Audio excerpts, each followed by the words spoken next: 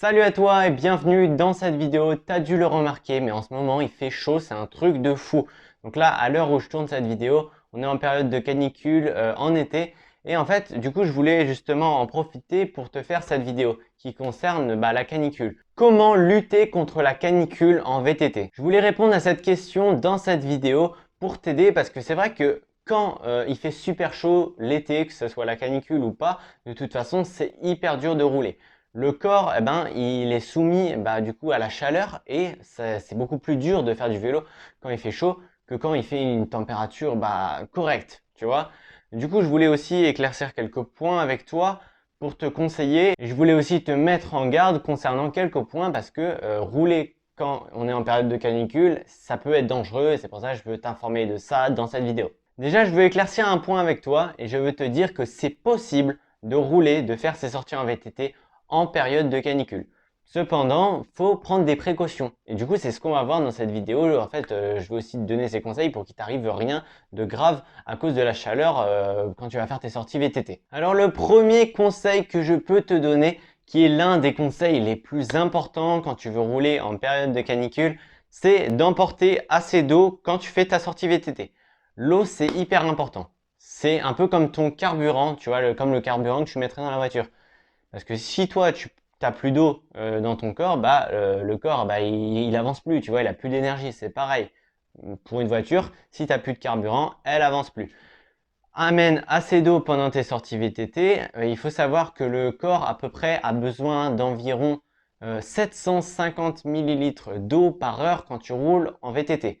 Donc, si tu te fais une sortie de 2 heures, pense à amener au moins, je dis bien au moins 1,5 litre d'eau. Ce qu'on ne sait pas, de toute façon, faut mieux en boire quand même un tout petit peu plus, histoire d'être très bien hydraté. Mais ça tourne à ces environs-là, aux environs de 750 millilitres d'eau par heure. Du coup, voilà, planifie ça en fonction de tes sorties. Si tu fais la balade de 4 heures, du coup, tu emmènes 3 litres d'eau, tu comprends.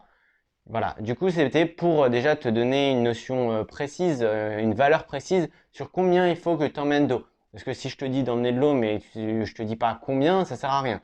Tout le monde sait qu'il faut quand même emmener de l'eau. Après, voilà, ça dépend vraiment en fonction des individus. Moi, je sais qu'il y a des gens que je connais, ils boivent vraiment pas beaucoup d'eau, que ce soit à des périodes de forte chaleur ou pas. Ils boivent pas beaucoup d'eau quand ils font du VTT. Du coup, après, c'est aussi à toi de te connaître, à toi d'écouter ton corps. Quelque chose de très important à savoir, c'est que quand tu as la sensation de soif dans ta bouche, c'est déjà que c'est trop tard. Faut pas attendre que tu aies cette sensation de vouloir boire pour boire. Tu bois une gorgée, voilà, toutes les 10 minutes. Hop, toutes les 10 minutes, tu bois une ou deux gorgées dans ta gourde et ça fera l'affaire. Tu vas voir, ça va se passer nickel et tu pourras faire ta sortie en bonne condition sans qu'il t'arrive d'accident lié au manque d'eau. Un petit point à préciser, c'est que vu que là tu es en été, il fait chaud, ton corps va beaucoup plus transpirer et évacuer l'eau. Du coup, il va falloir aussi beaucoup plus en ingérer et du coup, tu vas devoir plus boire que si tu faisais une sortie en hiver. C'est un petit point, mais c'est quand même très important. Le deuxième conseil, donc ce deuxième conseil, c'est aussi le deuxième carburant du corps humain, c'est la nourriture. Si t'as pas de nourriture sur toi ou alors que t'as pas assez de nourriture dans ton ventre, etc., tu vas manquer d'énergie. Et si tu manques d'énergie avec cette chaleur qui est épouvantable, quand tu vas rouler en VTT, ça va être beaucoup plus dur si t'as pas d'énergie, tu vois. Du coup, vu que le corps s'épuise pas mal pendant les sorties en période de canicule ou pendant l'été, pense voilà, à prendre un petit truc à manger. Tu vas voir, c'est rien, c'est un petit truc à prendre dans ton sac et par contre, du coup, ça va te faire un sacré apport d'énergie et tu vas retrouver le peps quand tu vas commencer à être fatigué à cause de la chaleur. Le troisième conseil que je vais te donner pour éviter tout accident lors de tes sorties VTT en période de canicule, c'est de rester lucide.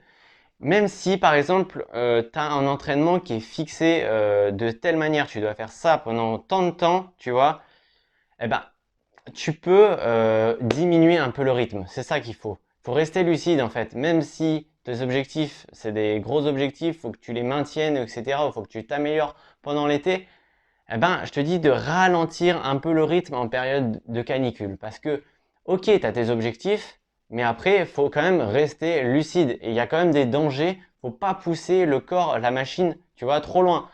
Si tu pousses trop fort, tu vas trop dans tes réserves et tout, avec la chaleur, ça peut très vite tourner au cauchemar.